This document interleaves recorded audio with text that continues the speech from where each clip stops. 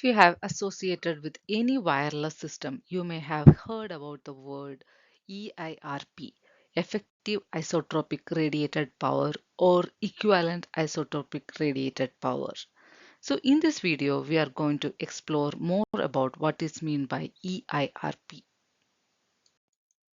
If you consider a wireless system, you know that it will be having a source or a transmitter and an antenna which is radiating, and the source and the antennas are connected through cable.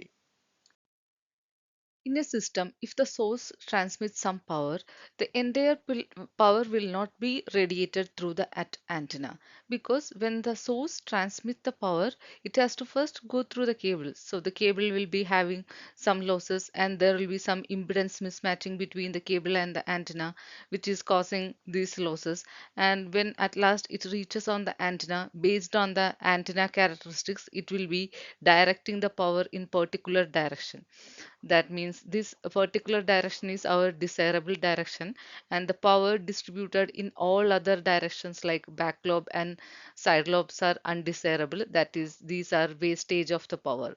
So the power transmitted from the antenna is not completely radiating through the antenna. So only some part of that will be radiating through the antenna. This means that the total power radiated from the system completely depends upon every components in the system.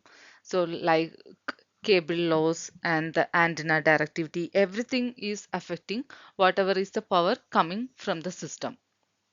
So the effective transmitted power from the system, after accounting for all the antenna gain and all the losses, is known as effective isotropic radiated power.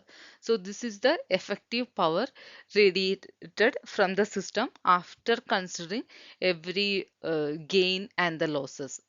So we can see that it will be like that power transmitted from the source minus considering the loss in the cables and plus gain of the antenna. So this is the effective power transmitted from this system when we are considering this as a whole.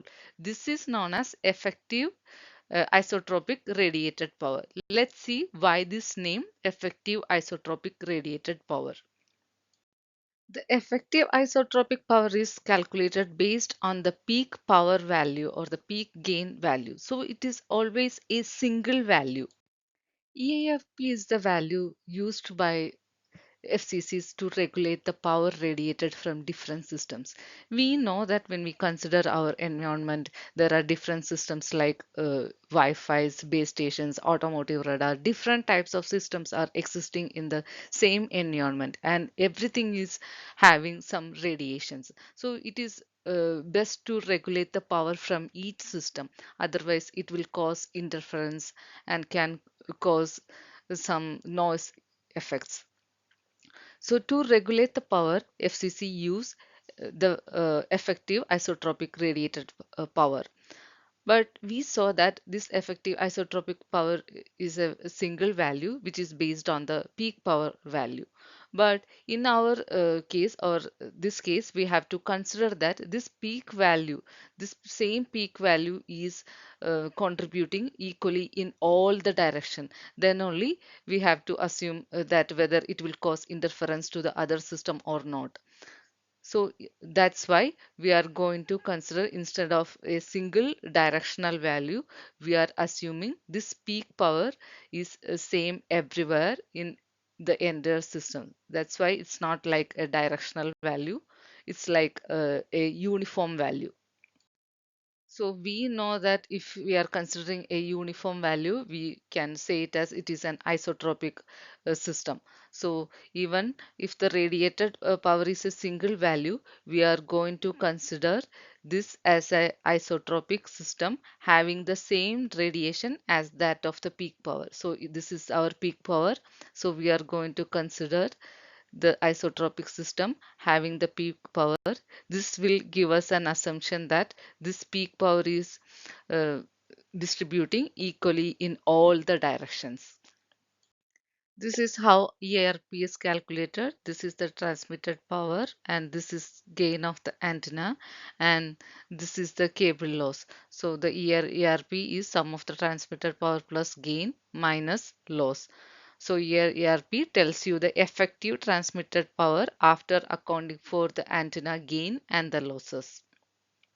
EARP can also be thought of as the amount of power a perfectly isotropic antenna would need to radiate to achieve the same radiation intensity as that of the directional antenna.